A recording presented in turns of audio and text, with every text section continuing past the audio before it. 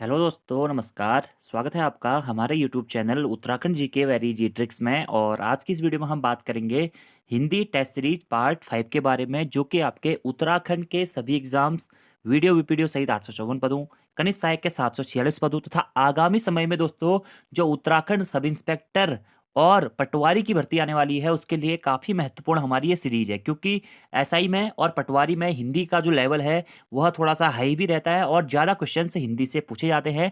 और उत्तराखंड के साथ साथ अन्य सभी स्टेट्स के लिए भी हमारी ये टेस्ट सीरीज बहुत महत्वपूर्ण है, जिसमें हम डेली 10 प्रश्नों के बारे में बात करते हैं और 10 प्रश्नों में उससे संबंधित जितने भी प्रश्न बन सकते हैं उनके बारे में भी बात करते हैं, ताकि एग्जाम में आपको प्रश्न सॉल्व करने में आसानी हो। और दोस्तों, ये जितने भी प्रश्न हैं इनमें से मैक्सिमम क्वेश्चन पहले यूके ट्रिपल एससी या यूके पीएससी के एग्जाम्स में पूछे जा चुके हैं। तो चलिए शुरू करते हैं आज के इस पार्ट को। इससे पहले के 4 पार्ट अगर आपने नहीं देखे हैं तो आप उन्हें भी जरूर देख लीजिएगा। और वीडियो पसंद आती है तो वीडियो को लाइक जरूर कीजिएगा और अपने दोस्तों के साथ में भी शेयर जरूर करें। तो आज का हमारा पहला प्रश्न है दोस्तों, निम्न में से द्विअक्षरी शब्द नहीं है।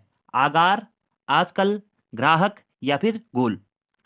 अब यहां से बात आती है दोस्तों कि ये द्विअक्षरी शब्द, एकाक्षरी शब्द, त्रिअक्षरी शब्द, चार अक्षरी शब्द, पंचाक्षरी शब्द, ये होते क्या हैं, इनकी पहचान कैसे की जाए। क्योंकि अभी आपने हाल ही में देखा होगा एक एग्जाम में यूके ट्रिपल एससी के द्वारा प्रश्न पूछा गया है कि कौन सा एकाक्षरी शब्द है, कौन सा द्विअक्षरी शब्द है। इस प्रकार से प्रश्न पूछा गया था कि निम्न में से कौन सा एकाक्षरी शब्द है। उसका आंसर था श्वास। तो उसी कॉन्सेप्ट पे हमारा ये क्वेश्चन भी डिपेंड है। आपको ये क्वेश्चन ध्यान से समझना है और इसके एग्जाम्पल अगर आप चाहें तो सीधे याद करके ले जाइएगा दोस्तों, क्योंकि इसका कॉन्सेप्ट ना थोड़ा सा अटपटा सा रहता है।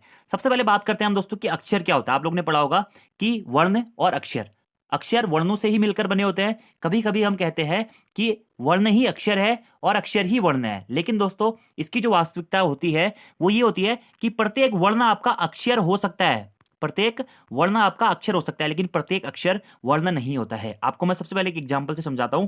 जैसे है राम। राम हमारा एक शब्द है, ठीक है। राम शब्द में कितने अक्षर हैं पूछा जाएगा तो इसमें 2 अक्षर है। कौन कौन से दोस्तों? रा और मो, ये इसमें 2 अक्षर हैं। वहीं आपसे पूछा जाएगा कि राम शब्द में कितने वर्ण हैं, तो इसमें दोस्तों 4 वर्ण आ जाएंगे। एक आ जाएगा रे, ओ, मो और ओ। तो यही अंतर है दोस्तों अक्षर और वर्ण में। प्रत्येक वर्ण हमारा अक्षर होता है, लेकिन प्रत्येक अक्षर वर्ण नहीं होता। जैसे कि रा देखिए, रा आपने कभी वर्ण में पढ़ा नहीं दोस्तों, वर्ण हमेशा रॉ होता है, रा कभी भी वर्ण नहीं होता है। तो ये कुछ कॉन्सेप्ट रहते हैं कि प्रत्येक वर्ण अक्षर हो सकता है, लेकिन प्रत्येक अक्षर वर्ण नहीं रह सकता है। अब अगर हम अक्षर की परिभाषा पढ़ें तो जब किसी ध्वनि या ध्वनि समूह का उच्चारण एक सांस या झटके के साथ किया जाता है तो उसे हम क्या कहते हैं? अक्षर कहते हैं। यानी कि एक सांस या झटके के साथ में जब भी आप किसी वर्ण का उच्चारण करते हैं, या एक सांस या एक प्रयत्न में जब भी किसी वर्ण का या ध्वनि का आप उच्चारण करते हैं, तो उसे हम कहते हैं क्या दोस्तों? अक्षर। अब यहीं से एक कॉन्सेप्ट आता है, जब भी आप किसी ध्वनि या ध्वनि समूह का उच्चारण एक सांस या एक झटके में कर देते हैं तो उसे बोलते हैं एकाक्षरी शब्द। क्या बोलते हैं उसे? एकाक्षरी शब्द। इसी प्रकार से जब भी आप किसी ध्वनि या ध्वनि समूह का उच्चारण 2 सांस या 2 भागों में तोड़कर करते हैं तो उसे हम बोलते हैं क्या? द्विअक्षरी शब्द। ऐसे तीसरा हमारा आता है त्रिअक्षरी शब्द। यानी कि जब भी आप किसी ध्वनि या ध्वनि समूह का उच्चारण 3 सांस या 3 झटके में, मतलब 2 बार सांस रोक के करते हैं तो उसे हम बोलते हैं क्या? त्रिअक्षरी शब्द। यहीं से दोस्तों एक कॉन्सेप्ट है। तो बस आपको इसकी परिभाषा सबसे पहले समझनी है कि जब किसी ध्वनि या ध्वनि समूह का उच्चारण एक सांस या झटके या प्रयत्न के साथ में किया जाता है तो वह हमारा मुख्यतः अक्षर होता है। जब दोस्तों उसका उच्चारण हम एक सांस में करते हैं तो एकाक्षरी शब्द हो जाता है, 2 सांसों में करते हैं तो द्विअक्षरी हो जाता है, 3 सांसों में करते हैं तो त्रिअक्षरी हो जाता है, 4 सांसों में करते हैं तो चार अक्षरी हो जाता है, और 5 उसमें करते हैं सांस या झटके में तो पंचाक्षरी शब्द हो जाता है। और इसके एग्जाम्पल आप लोग जरूर नोट कर लीजिएगा। और अक्षर में दोस्तों हमेशा हमारा स्वर अवश्य होता है, आपको याद रखना है। कोई भी अक्षर होगा तो बिना स्वरों के अक्षर नहीं बनते हैं। जैसे कि अगर मैं आपसे बात करूं रै, मैंने इसके नीचे हलंत लगा दिया दोस्तों, यानी कि ये क्या है? हमारा व्यंजन है, व्यंजन है और इसमें स्वर नहीं है। अगर मैं ऐसे ही रॉ लिखूं तो इसमें ओ का उच्चारण आ जा रहा है, यानी कि ये रॉ हमारा क्या होगा? यह अक्षर होगा। तो याद रखना है आपको कि एक अक्षर में स्वर हमेशा अवश्य होता है, ठीक है। और अक्षर का आधार ही हमारा स्वर होता है। और हिंदी में जो हमारे सभी स्वर आते हैं वो अक्षर होते हैं, और व्यंजनों के साथ में भी जो स्वर संलग्न व्यंजन हमारे होते हैं उसमें भी हमारा अक्षर पाया जाता है। अब इसका आंसर मैं आपको सबसे पहले बताता हूं कौन सा द्विअक्षरी शब्द नहीं है। तो दोस्तों इसमें से गोल क्या है? द्विअक्षरी शब्द नहीं है। जबकि आगार, आजकल और ग्राहक क्या है? इसमें से द्विअक्षरी शब्द हैं। इसका कॉन्सेप्ट क्या है दोस्तों? कॉन्सेप्ट मैंने आपको बता दिया, एक सांस एक झटके, इसके आधार पे इसे बोला जाता है। लेकिन मैं आपको ये सजेस्ट करूंगा कि आप इसके एग्जाम्पल याद ही करके जाएं, क्योंकि ये झटके वाला सिस्टम थोड़ा सा कंफ्यूज कर देता है एग्जाम पेपर में। तो सबसे पहले हम बात करते हैं एक अक्षरी शब्द कौन कौन से हमारे होते हैं। अगर आप लिखना चाहें तो लिख सकते हैं, जैसे कि आज, आप, कुल, खग, गोल, छल, जल, चर, यानी कि ये ऐसे शब्द हैं जिनका उच्चारण आप क्या कर रहे हैं, एक सांस या एक झटके में कर रहे हैं, जैसे कि आज, आप, कुल, खग, गोल, चर, छल, जल। यहाँ पे आप दोस्तों रुकना भी चाहे ना तो आप यहाँ पे रुक नहीं सकते हैं। इसी प्रकार से एक हमारा और एग्जाम्पल आता है इसमें, क्या, श्वास। श्वास भी क्या हमारा एक अक्षर वाला शब्द है। रोग एक अक्षर वाला शब्द है, यानी कि अगर आप इसमें रुकना भी चाहे ना तब भी नहीं रुक सकते, यानी कि एक सांस या झटके में आप इनका उच्चारण कर देते हैं। इसी प्रकार से दूसरा आता है हमारा द्विअक्षरी शब्द, जैसे कि आगार, आगार। अब यहाँ पे आप दो एक बार रटक दे देखिए, आगार। इसी प्रकार से आजकल, काया, ग्राहक, धनी, भाषा। इस प्रकार से वैसे पूछ देगा आपसे दोस्तों, क्या भाषा किस प्रकार का शब्द है, तो भाषा दोस्तों हमारा द्विअक्षरी शब्द है, भाषा। ठीक है, धुनी, ग्राहक, काया, आजकल और आगार। ऐसे ही बात करते हैं हम त्रिअक्षरी शब्द के बारे में। तो त्रिअक्षरी शब्द हमारे होते हैं दोस्तों, क्या, आंकलन, आ क लन। देखिए यहाँ पे आपका जो सांस दो बार में अटक रही है, देखिए आ क लन, तो ये त्रिअक्षरी शब्द हो जाएगा। इसी प्रकार से पपीहा, भाग्योदय, महिला और सफलता, ये हमारे क्या होते हैं, त्रिअक्षरी शब्द होते हैं। इसी प्रकार से हमारा आता है चार अक्षरी शब्द, क्या होते हैं, जैसे कि अधिकारी, अधिकारी, यानी कि इसमें क्या होता है, इसमें जब भी आप इस ध्वनि समूह का उच्चारण करते हैं तो आपको चार सांसें या तीन सांसें लेनी पड़ती है, जैसे अधिकारी, ठीक है, अधिकारी हो गया, अनुगमन हो गया, असमानता, मरीचिका। इसी प्रकार से पंचाक्षरी शब्द भी होते हैं, नवीनीकरण, प्रस्तुतिकरण, संकरीकरण। इस प्रकार के कुछ जो अक्षर होते हैं दोस्तों, ये आपसे एग्जाम में पूछे जा सकते हैं। सिंपली बस ये याद रखना है कि जब भी किसी ध्वनि या ध्वनि समूह का उच्चारण एक सांस या झटके के साथ में किया जाता है तो उसे हम बोलते हैं क्या, अक्षर। और एक सांस या एक झटके में कर रहे हैं तो एक अक्षर, दो सांस या झटके में कर रहे हैं तो द्विअक्षर, तीन में कर रहे हैं तो त्रिअक्षर, चार में कर रहे हैं तो चार अक्षर, और पांच में कर रहे हैं तो पंचाक्षर। जैसे नवीनीकरण, न वी नी क रण, नवीनीकरण। देखिए पांच झटकों में आप इसका उच्चारण करेंगे, नवीनीकरण, नवीनीकरण। आपकी सांस क्या हो रही है, बीच में अटक रही है। जब आप कंटिन्यूसली बोलेंगे एक सांस या झटके में तो होता है हमारा एक अक्षरी। इस प्रकार से आप इसका कॉन्सेप्ट समझ सकते हैं। आंसर हो जाएगा गोल। बाकी एग्जाम्पल आप नोट करके जरूर याद कर लीजिएगा। अगला हमारा प्रश्न आता है दोस्तों दूसरा, कि वर्णमाला में कौन सा अक्षर पुल्लिंग नहीं है, जो, आ, चौ, टो, ई, ओ, पो। आपको दोस्तों हमेशा ये याद रखना है कि ई और री को छोड़ के सभी जो अक्षर होते हैं ना हमारे, वह पुल्लिंग होते हैं। यानी कि जो ये ई और री है, ये क्या है, हमारे स्त्रीलिंग वर्ण है, या फिर आप कह सकते हैं इसे, ये हमारे क्या है, स्त्रीलिंग अक्षर है। याद रखिएगा दोस्तों, हमेशा कभी भी आपसे इस प्रकार का प्रश्न एग्जाम में पूछा जा सकता है कि निम्न में से कौन सा पुल्लिंग वर्ण है, या निम्न में से कौन सा पुल्लिंग अक्षर है, निम्न में से कौन सा स्त्रीलिंग वर्ण है, कौन सा स्त्रीलिंग अक्षर है। और जब भी आप पुल्लिंग या स्त्रीलिंग की पहचान करते हैं, वहां पर भी आपको इस चीज का विशेष ध्यान रखना है कि ई और री ये हमारे क्या होते हैं, ये स्त्रीलिंग वर्ण होते हैं। इसके अलावा कोई भी हमारा वर्ण हो वर्णमाला में, अदर जो 49 हमारे वर्ण बने, सभी के सभी हमारे क्या होते हैं, पुल्लिंग के अंतर्गत आते हैं। जैसे कि क, ख, ग, घ, ङ, च, छ, अ, आ, ई, उ, अ, आ, उ, री। क्योंकि ई और री क्या होते हैं, ये हमारे स्त्रीलिंग में आते हैं। याद रखिएगा दोस्तों। और इसके अलावा जितने भी हमारे वर्ण या अक्षर बचे, वो हमारे क्या होते हैं, पुल्लिंग के अंतर्गत आएंगे। याद रखिएगा। तो आंसर हो जाएगा ऑप्शन नंबर सी। अगला हमारा तीसरा प्रश्न है दोस्तों, कि रॉ का विवरण है, मतलब रॉ किस प्रकार का हमारा वर्ण है। वत्सरीय, लुंठित, सघोष, अल्पप्राण व्यंजन, वत्सरीय, पार्श्विक, सघोष, महाप्राण व्यंजन। तो इसका जो राइट आंसर हो जाएगा दोस्तों, वो जाएगा ऑप्शन नंबर ए। तो वो तो मैंने यहाँ पे गलती से आपका टिक भी लगा दिया। ठीक है, तो रॉ को क्या बोलते हैं दोस्तों, रॉ कोई वत्सरीय या लुंठित भी कहा जाता है, लुंठित या प्रकंपित। रै कोई क्या कहता है, प्रकंपित या लुंठित भी कहा जाता है। ये बात भी आपको याद रखनी है कि प्रकंपित वर्ण कौन सा है या लुंठित वर्ण कौन सा है दोस्तों, तो हो जाएगा र, र, र, र, र बोलते हैं ना, तो लुंठित या प्रकंपित इसे कहा जाता है। अब इसे वत्सरी ध्वनि भी कहा जाता है दोस्तों। वत्सरी ध्वनियां क्या होती है, ऐसी ध्वनियां जिनका उच्चारण धातु और मसूड़ों के मिलने के कारण होता है, यानी कि दंतमूल से जिनका उच्चारण होता है, उन्हें हम वत्सरीय ध्वनियां कहते हैं या वत्सरीय वर्ण कहते हैं। अब रै के साथ साथ में और कौन कौन सी वत्सरीय दोस्तों, ये आपको जरूर याद रखना है। तो नय, से, ले, से, रे, ले, ये सरल और नसल, ये हमारे क्या होते हैं दोस्तों, हमारे मुख्यतः वत्सरीय के अंतर्गत आते हैं। वत्सरीय ध्वनियां या वत्सरीय वर्ण कौन कौन से होते हैं, तो न, रो, नो, रो, लो, सो, नो, रो, लो, सो, नो, सो, लो और रो, ये ठीक है। ये चार आपको याद रखने हैं, ये हमारे वत्सरीय के अंतर्गत आते हैं। इसी प्रकार से रॉ को क्या कहता है, लुंठित या प्रकंपित भी कहा जाता है। लुंठित ध्वनियां क्या होती है, जिन ध्वनियों का उच्चारण जिह्वा के अग्रभाग से मुड़कर होता है दोस्तों, उसे हम कहते हैं क्या, लुंठित ध्वनियां। जैसे कि या जीवा के प्रकंपन के कारण, जिसका जैसे हम रे रे रे बोल रहे हैं तो हमारी जीभ क्या कर रही है, प्रकंपित कर रही है, तो इससे हमारा उच्चारण होता है। इसी के साथ साथ रे क्या है दोस्तों, हमारा सघोष भी है। सघोष और अघोष आपको पता ही है कि प्रत्येक वर्ग का हमारा तीसरा, चौथा और पांचवा वर्ण हमारे क्या होते हैं, सघोष कहलाते हैं। और सभी स्वर भी हमारे क्या होते हैं, सघोष कहलाते हैं। ठीक है, तो प्रत्येक वर्ग का पहला, सॉरी, प्रत्येक वर्ग का तीसरा, चौथा और पांचवा वर्ण क्या होता है हमारा? सघोष होता है।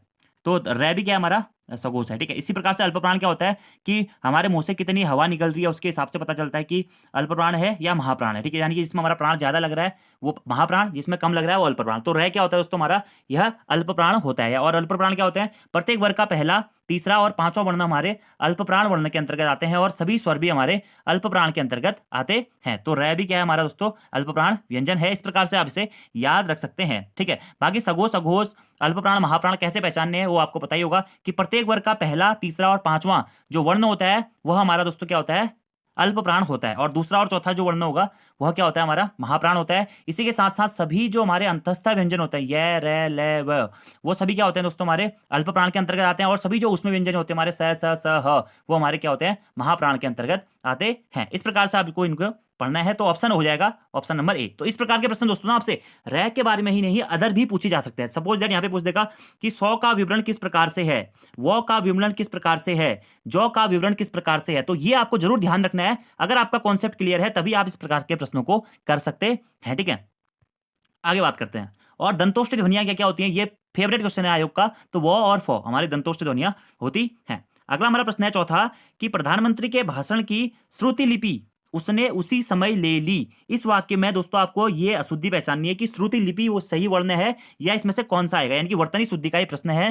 तो इसका राइट आंसर हो जाएगा आपका ऑप्शन नंबर बी दोस्तों। ये क्या होता है? श्रुत लिपि होता है, श्रुति लिपि नहीं होता है। तो इस प्रकार के प्रश्नों को भी आपको प्रैक्टिस करके जरूर जाना है कि प्रधानमंत्री के भाषण की श्रुत लिपि उसने उसी समय ले ली। तो श्रुति लिपि ना होकर क्या होता है दोस्तों? यहाँ पे श्रुत लिपि होता है, वर्तनी शुद्धि का ये प्रश्न है, ठीक है। याद रखना आपको ऑप्शन नंबर 20 का राइट आंसर हो जाएगा। अगला हमारा प्रश्न है पांचवा कि तुरंत सोचकर निर्णय लेने वाला क्या कहलाता है? तो तुरंत सोचकर निर्णय लेने वाला व्यक्ति दोस्तों प्रत्युत्पन्नमति कहलाता है। प्रत्युत्पन्नमति का मतलब क्या होता है? उसी टाइम पे उत्पन्न हुआ और उसी टाइम पे उसने निर्णय ले लिया। प्रत्युत्पन्नमति, उसी टाइम पे उत्पन्न हुआ, उसी टाइम पे निर्णय ले लिया, यानी कि तुरंत सोचकर निर्णय लेने वाला व्यक्ति हमारा प्रत्युत्पन्नमति कहलाता है। याद रखना दोस्तों, आपको इस प्रकार के प्रश्न एग्जाम में पूछा गया है, ठीक है, आबकारी के एग्जाम पेपर में। अगला हमारा प्रश्न है छठा प्रश्न। ये भी दोस्तों काफी अच्छा क्वेश्चन है कि निम्नलिखित में से स्त्रीलिंग शब्द है, कौन सा स्त्रीलिंग शब्द है? तो ये तो बहुत सरल सा प्रश्न है, आप पहचान भी जाएंगे। देखिए सबसे पहले बात आती है कि स्त्रीलिंग इसमें से क्या है, मैं आपको आंसर बता देता हूं। तो तृष्णा इसमें से क्या है? हमारा स्त्रीलिंग शब्द है। लिंग क्या होता है आपको पता ही होगा, लिंग का मतलब क्या होता है? चिन्ह। यानी कि दोस्तों शब्द का वो रूप जिससे हम किसी व्यक्ति, वस्तु की जाति का बोध करवाते हैं वो हमारा लिंग कहलाता है, ठीक है। अगर हम किसी व्यक्ति या वस्तु की पुरुष जाति का बोध करा रहे हैं तो वो हमारा पुल्लिंग हो जाएगा, और स्त्री जाति का बोध करा रहे हैं तो हमारा क्या हो जाएगा? स्त्रीलिंग हो जाएगा। और लिंग के द्वारा मुख्यतः हमारा संज्ञा, सर्वनाम, विशेषण, जाति, उनकी जाति का बोध होता है, ठीक है। और मुख्यतः हमारे दो लिंग होते हैं, एक पुल्लिंग और स्त्रीलिंग हिंदी में, ठीक है। संस्कृत में हमारा एक उभय लिंग भी आता है, यानी कि इन दोनों के बीच की जो कंडीशन होती है। तो लिंग से एग्जाम में प्रश्न बन रहे हैं दोस्तों। आयोग आजकल बैक टू बैक 2 एग्जाम आयोग ने कराए हैं, अभी फॉरेस्ट गार्ड का करवाया और आबकारी सिपाही का करवाया। दोनों में उसने स्त्रीलिंग से शब्द प्रश्न पूछा है, तो आगे भी यहां से प्रश्न पूछा जा सकता है। आपको इसमें अपना कॉन्सेप्ट क्लियर करते हुए चलना है। तो पुल्लिंग क्या होते हैं कि वे चिन्ह जिससे कि हमें पुरुष जाति का बोध होता है तो वो हमारे पुल्लिंग कहलाते हैं, ठीक है। इसी प्रकार से स्त्रीलिंग क्या होता है? जिन्हें हमें स्त्री जाति का बोध होता है वो हमारे स्त्रीलिंग शब्द कहलाते हैं। तो इसमें से स्त्रीलिंग शब्द कौन सा? तृष्णा। अब दोस्तों इसके कुछ नियम होते हैं हमारे कि पुल्लिंग और स्त्रीलिंग आप कैसे पहचानेंगे। देखिए जो हमारे अधिकतर अकारांत वाले शब्द होते हैं ना, अकारांत जिनके अंत में ओ आता है, वो हमारे क्या होते हैं? पुल्लिंग होते हैं, ठीक है। याद रखना है आपको, ठीक है। अकारांत, और कभी कभी क्या होता है ना, अकारांत वाले शब्द भी हमारे पुल्लिंग में आते हैं, लेकिन वो एक्सेप्शन होता है। अधिकतर आपको याद रखना है कि अकारांत जिनके लास्ट में ओ आएगा तो हमारे क्या होते हैं?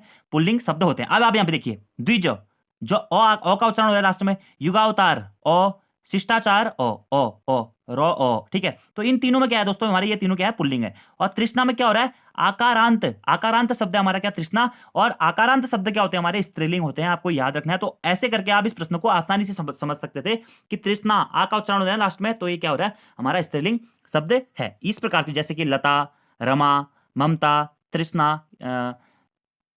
ये हमारे क्या है सभी दोस्तों? ये स्त्रीलिंग शब्द हैं। इसी के साथ साथ कुछ हमारे अन्य नियम भी होते हैं स्त्रीलिंग शब्दों को पहचानने के, जैसे कि जो हमारे इकारांत शब्द होते हैं, मैंने आपको बताया ना, ई और री जिसके अंत में होता है, वो भी हमारे क्या होते हैं? स्त्रीलिंग शब्द होते हैं। जैसे कि कवि, कपि, रवि, ये इस प्रकार के इनके अंत में क्या होता है? इकारांत, यानी कि ई का उच्चारण होता है, वो हमारे क्या होते हैं? स्त्रीलिंग होते हैं, ठीक है। इसी प्रकार से नदी, टोपी, दही, हाथ, सॉरी, नदी, टोपी, इस प्रकार के जो इकारांत शब्द होते हैं ये भी हमारे स्त्रीलिंग होते हैं। लेकिन दोस्तों यहीं पर एक हमारा अपवाद भी आता है, जैसे कि अपवाद है दही। और यह प्रश्न एग्जाम में बहुत बार पूछा गया है कि दही हमारा क्या है दोस्तों, तो दही हमारा क्या होता है, पुल्लिंग के अंतर्गत आता है। किसमें आता है, पुल्लिंग में आता है। ठीक है, दही हो गया, पानी हो गया, हाथी हो गया, ये हमारी कुछ पुल्लिंग के अंतर्गत आते हैं। वैसे दोस्तों ये टॉपिक ना समझाने वाला बहुत बड़ा टॉपिक है, इसलिए मैं आपको यहाँ पे थोड़ा सा मेन सा इसका समझा दे रहा हूँ। ठीक है, इसी के साथ साथ अगर किसी भी शब्द के अंत में आई, इया, आवट, आहट, ईमा, ता, इस प्रकार के शब्द होते हैं, तो वो हमारे क्या होते हैं, ये भी हमारे स्त्रीलिंग के अंतर्गत आते हैं। जैसे कि लिखाई, मिलावट, घबराहट, इस प्रकार के जो सारे शब्द होंगे हमारे, वो भी स्त्रीलिंग शब्द के अंतर्गत आते हैं। इनके बारे में कभी बाद में हम विस्तार रूप से बात करेंगे। यानी कि आप ई प्रत्यय लगा रहे हैं, ती प्रत्यय लगा रहे हैं, त्री, नी, इस आइन, आइट, इया, ई, इस प्रकार के प्रत्यय लगा रहे हैं, तो वहां पर हमारा अधिकतर चांस होते हैं कि वहां पे हमारा स्त्रीलिंग शब्द होगा। ठीक है, और यहाँ पर प्रत्यय हमारा, जैसे हम बात करते हैं, एक और प्रश्न मैं आपको बताता हूँ कि कवि का स्त्रीलिंग क्या होता है। ये भी एग्जाम में बहुत बार प्रश्न पूछा गया है। तो कवि का स्त्रीलिंग होता है कवयित्री, कवयित्री। और ये आपको कवयित्री भी ऐसे ही लिखना है, ये वर्तनी शुद्धि में भी बहुत बार पूछा जाता है। लेखक का स्त्रीलिंग क्या हो जाएगा, लेखिका हो जाएगा। नेता का क्या हो जाएगा, नेत्री हो जाएगा। विद्वान का क्या हो जाएगा, विदुषी हो जाएगा। इस प्रकार के प्रश्न आपको थोड़ा सा समझने पड़ेंगे दोस्तों। यहाँ पर तो सरल कॉन्सेप्ट था कि आकारांत शब्द है ये तृष्णा, इस कारण ये हमारा स्त्रीलिंग शब्द हो जाएगा। बाकी इसके नियम है वो कभी बाद में बात कर लेंगे। अगला हमारा 7वां प्रश्न है कि निम्नलिखित में से आकाश शब्द का पर्यायवाची नहीं है, अभ्र, व्योम, अनंत या फिर दृग। तो आकाश का पर्यायवाची इसमें से कौन सा नहीं है पूछा गया है। तो दोस्तों दृग क्या है, हमारा आकाश का पर्यायवाची नहीं है, क्योंकि ये आंख का पर्यायवाची, किसका, आंख का, नेत्र का या नयन का पर्यायवाची है हमारा क्या, दृग। तो ऑप्शन नंबर डी इसका सही आंसर हो जाएगा। तो अब आकाश के पर्यायवाची कौन कौन से ये बात करते हैं, अभ्र, व्योम, अनंत। इसी के साथ साथ में दोस्तों गगन, अंबर, अंतरिक्ष, अनंत, आसमान, शून्य, पुष्कर, अभ्र, व्योम, धौ, तारापथ, नभ, ये सभी क्या होते हैं, हमारे आकाश के पर्यायवाची होते हैं। जबकि दृग क्या है, आंख या नयन का पर्यायवाची है। ऑप्शन नंबर डी इसका सही आंसर हो जाएगा। अगला प्रश्न है दोस्तों हमारा 8वां प्रश्न है। ये भी काफी अच्छा प्रश्न है कि निम्नलिखित में से ध्यानपूर्वक है, मतलब ध्यानपूर्वक क्या है, निपात अव्यय है, समुच्चय बोधक अव्यय है, संबंध बोधक अव्यय है, या फिर क्रिया विशेषण अव्यय है। अब ये प्रश्न भी दोस्तों हमारा बहुत महत्वपूर्ण है, क्योंकि इस प्रकार के प्रश्न एग्जाम में पूछे जाते हैं। आप लोगों ने पढ़ा होगा शब्द वाले टॉपिक में कि रूप या प्रयोग के आधार पर हमारे शब्द दो प्रकार के होते हैं। पहला होता है दोस्तों विकारी शब्द। विकारी शब्द ऐसे होते हैं, वे शब्द जिनमें लिंग, वचन, कारक के आधार पर उनमें परिवर्तन हो जाता है, वो हमारे होते हैं विकारी शब्द। दूसरा हमारा क्या होता है इसी के अंतर्गत, अविकारी शब्द, यानी कि वे शब्द जिनके मूल रूप में कभी भी परिवर्तन नहीं होता है, यानी कि जो जैसे हैं वैसे ही बने रहते हैं, वह हमारे अविकारी शब्द होते हैं। और इन्हीं अविकारी शब्दों को कभी कभी दोस्तों अव्ययी कह के भी संबोधित किया जाता है। यानी कि आप ये कह सकते हैं कि वे शब्द जिनमें लिंग, वचन, कारक, काल आदि के आधार पर कोई भी परिवर्तन नहीं रहता है, जो हमेशा एक से बने रहते हैं, हमारे अविकारी शब्द या अव्ययी कहलाते हैं। अब यही प्रश्न आपसे एग्जाम में यहाँ पे पूछा गया है कि ध्यानपूर्वक निम्न में से क्या है। तो ध्यानपूर्वक को दोस्तों आप किसी भी कंडीशन में, भले आप लिंग के आधार पे कहें, वचन के आधार पे कहें, कारक के आधार पे कहें, इसे परिवर्तित नहीं कर सकते हैं। तो ध्यानपूर्वक किस प्रकार का अव्ययी है पूछा गया है, प्रकार के अंतर्गत पूछा गया। तो ध्यानपूर्वक दोस्तों हमारा क्रिया विशेषण अव्ययी है। आप देखिए अव्यय मैंने आपको बताया लिंग, वचन, काल, कारक के आधार पे इसका विभाजन नहीं होता है। अव्यय के मुख्यतः कितने प्रकार माने जाते हैं, तो किसी किताब में आप 4 पढ़ेंगे, किसी किताब में आप 5 पढ़ेंगे। ये कौन कौन से होते हैं, सबसे पहला होता है क्रिया विशेषण अव्ययी, दूसरा क्या होता है संबंध बोधक अव्ययी, तीसरा क्या होता है समुच्चय बोधक अव्ययी, चौथा होता है विस्मयादि बोधक अव्ययी, और पांचवा होता है दोस्तों हमारा क्या, निपात अव्ययी। कहीं कहीं निपात को दोस्तों उसके एक्सेप्शन के रूप में भी बताया गया, लेकिन इसे अव्यय में ही माना जाता है। तो मैंने आपको बताया लिंग, वचन, काल, कारक के आधार पर परिवर्तन नहीं हो रहा है, विकार परिवर्तन नहीं हो रहा है, मतलब किसी भी प्रकार का विकार नहीं हो रहा है, तो हमारा अव्यय या अविकारी शब्द कहलाते हैं। ये हमेशा क्या होते हैं, एक जैसे बने रहते हैं। तो ध्यानपूर्वक क्या है, तो ध्यानपूर्वक दोस्तों हमारा क्या होगा, क्रिया विशेषण अव्यय। अब क्रिया विशेषण अव्यय क्या होता है, इसे हम एडवर्ब भी कहते हैं दोस्तों, यानी कि वे शब्द जो क्रिया की विशेषता को बताते हैं उन्हें क्रिया विशेषण अव्यय कहा जाता है। याद रखना आपको कि वे शब्द जो क्रिया की विशेषता को बताते हैं उन्हें क्रिया विशेषण अव्यय कहा जाता है। और ध्यानपूर्वक भी हमारा क्या हो रहा है, क्रिया की विशेषता को बता रहा है। ध्यानपूर्वक चलो, हम कहते हैं ना कि ध्यानपूर्वक चलो, ध्यानपूर्वक पढ़ो, ध्यानपूर्वक खेलिए, ध्यानपूर्वक खेलो। तो ये क्या हो रहा है, क्रिया देखिए, खेलना क्रिया है, पढ़ना क्रिया है, लिखना क्रिया है। तो क्रिया की विशेषता बता रहा है कि ध्यानपूर्वक, इस कारण क्या हो जाएगा, हमारे क्रिया विशेषण अव्यय हो जाएगा। अब जो ये क्रिया विशेषण अव्यय है दोस्तों, ये भी हमारे मुख्यतः 4 प्रकार के होते हैं। पहला होता है स्थानवाचक क्रिया विशेषण, दूसरा होता है कालवाचक क्रिया विशेषण, तीसरा होता है परिणामवाचक क्रिया विशेषण, और चौथा होता है रीतिवाचक क्रिया विशेषण। आपको याद रखने है दोस्तों कि क्रिया की विशेषता जहां पर भी बताई जाएगी वो हो जाएगा हमारा क्रिया विशेषण अव्यय। ध्यानपूर्वक क्या है, क्रिया विशेषण अव्यय है। इसी के साथ साथ में दोस्तों अगर हम कहें इधर उधर दाएं बाएं आज कल अभी बहुत खूब, ये सब क्या होते हैं हमारे क्रिया विशेषण अव्यय के अंतर्गत आते हैं। अब इसे आप ऑप्शन के हिसाब से भी कर सकते थे। ऑप्शन के हिसाब से मतलब यानी कि अगर आपको अव्यय के प्रकार पता है तो आप तब भी इसे कर सकते थे। जैसे कि क्या होता है समुच्चय बोधक अव्यय क्या होता है, समुच्चय बोधक दोस्तों यानी कि आप ये कह सकते हैं कि दो वाक्यों के परस्पर जो संबंध को बताता है वो हमारा क्या होता है समुच्चय बोधक अव्यय होता है। जैसे कि समुच्चय बोधक अव्यय में क्या क्या होते हैं हमारे और, व, या, वा, अथवा, किंतु, जो, कि, क्योंकि, इसलिए, तो, यदि, यद्यपि। तो ये सब समुच्चय बोधक अव्यय तो ये हो ही नहीं सकता है क्योंकि ध्यानपूर्वक है। समुच्चय बोधक अव्यय की आपको खासियत याद रखनी है दोस्तों कि दो वाक्यों को परस्पर जोड़ने वाले जो शब्द होते हैं उन्हें समुच्चय बोधक अव्यय कहते हैं। जैसे कि इसमें और, एवं, या, यथा, परंतु, लेकिन, किंतु, मगर, वरन, इसलिए, इस, ताकि, यद्यपि, इस प्रकार के जो भी वर्णन होते हैं वो हमारे शब्द होते हैं वो हमारे समुच्चय बोधक अव्यय के अंतर्गत आते हैं। ये तो ऐसे कैंसिल हो गया। अगला क्या होता है संबंध बोधक अव्यय। संबंध बोधक अव्यय क्या होते हैं जो संज्ञा या सर्वनाम या किसी के साथ उसकी संबंधता को बताते हैं यानी कि उसके संबंध को बताते हैं, वह संबंध बोधक अव्यय होता है। तो ध्यानपूर्वक कोई भी संबंध बता रहे हैं यहाँ पे नहीं बता रहा। संबंध बोधक में क्या जैसे कि आगे, पीछे, पहले, बाद में, हेतु, समेत, अंतर्गत, समान, समक्ष, इस प्रकार के जो शब्द होते हैं वो हमारे क्या होते हैं संबंध बोधक में आते हैं जो संबंध को बताते हैं। तो संबंध बोधक भी ये हो नहीं सकता। निपात अव्यय क्या होता है, निपात हमारे क्या होते हैं शुद्ध अव्यय नहीं होते हैं यानी कि इसमें क्या होता है जैसे कि जी, हाँ, नहीं, मत, क्या, काश, ठीक, करीब, लगभग, इस प्रकार के जो हमें कह सकते हैं कि वे शब्द या वे शब्द समूह जो किसी विशिष्टता या किसी भी चीज पर बल देते हैं, किसी भी शब्द के ऊपर बल देते हैं, वो हमारे क्या होता है निपात अव्यय होते हैं। इसे अपवाद माना जाता है अव्ययों का। तो निपात अव्यय भी है नहीं क्योंकि ये किसी भी चीज पे बल नहीं दे रहा है। निपात में क्या हो जाए जी, हाँ, हाँ जी, इस प्रकार के हो जाता है। तो कौन सा बचा, क्रिया विशेषण अव्यय बचा। तो ऑप्शन एलिमिनेटिंग मेथड दोस्तों आप तभी यूज कर सकते हैं जब आपको उसके बारे में पता हो और आयोग ऐसे प्रश्न बनाता है कि आप आसानी से उसे ऑप्शन एलिमिनेट करके पढ़ सकते हैं। अगर आपको थोड़ा बहुत निपात, समुच्चय बोधक, संबंध बोधक के बारे में पता था ना तो आप आसानी से इसमें क्रिया विशेषण अव्यय मार सकते थे। चलिए आगे प्रश्न की बात करते हैं। अगला हमारा प्रश्न है 9वां कि विविध भारती प्रसारण सेवा की शुरुआत कब हुई थी। आबकारी विभाग के एग्जाम पेपर में आया हुआ प्रश्न है। तो विविध भारती प्रसारण सेवा की शुरुआत ऑफिशियली हुई थी दोस्तों कब, 1957 ईस्वी में। ठीक है। आकाशवाणी जो है दोस्तों हमारा या हम कहें दूरदर्शन है वह किसके अंतर्गत संचालित की जाती है वह सेवा, तो विविध भारती प्रसारण सेवा के ही अंतर्गत उसे शुरुआत किया जाता है। तो याद रखना आपको विविध भारती प्रसारण सेवा की शुरुआत मुख्यतः कब से हुई थी, 1957 ईस्वी में। और यहीं से आपसे अगर प्रश्न पूछा जाता है दोस्तों कि आकाशवाणी की शुरुआत भी कब से हुई थी, तो आकाशवाणी की शुरुआत हुई थी दोस्तों कब, 1957 में। ऑफिशियली 1957 ही माना जाता है। वैसे आप लोगों को पता होगा कि आकाशवाणी को पहले ऑल इंडिया रेडियो के नाम से जाना जाता था, ऑल इंडिया रेडियो। और ऑल इंडिया रेडियो का नाम आकाशवाणी में कब परिवर्तन हुआ दोस्तों, ये हुआ था 1957 में। याद रखना है आपको। और उत्तराखंड से भी आपने इसमें एक प्रश्न पढ़ा होगा कि सुमित्रानंदन पंत जी ने ऑल इंडिया रेडियो का नाम आकाशवाणी परिवर्तित करने का सुझाव दिया था। इसी कारण 1957 में क्या हुआ था, ऑल इंडिया रेडियो का नाम आकाशवाणी में परिवर्तन हो गया था। और आकाशवाणी की शुरुआत कब से हुई पूछा जाएगा तो आपको 1957 ही मारना है। और विविध भारतीय प्रसारण सेवा की शुरुआत कब से हुई, ये भी 1957 में ही हुई थी। और इसी विविध भारतीय प्रसारण सेवा के अकॉर्डिंग दोस्तों आकाशवाणी और दूरदर्शन का संचालन किया जाता है। आपको ये याद रखना है। अब थोड़ा सा हम जाते हैं ऑल इंडिया रेडियो के ऊपर। ऑल इंडिया रेडियो के ऊपर अगर हम ऑल इंडिया रेडियो के इतिहास के बारे में बात करें तो मुख्यतः 1927 से इसका इतिहास शुरू हो जाता है। लेकिन दोस्तों अगर हम ऑफिशियली कहें कि ऑल इंडिया रेडियो की स्थापना कब हुई थी, तो ऑल इंडिया रेडियो की स्थापना हुई थी 1936 में।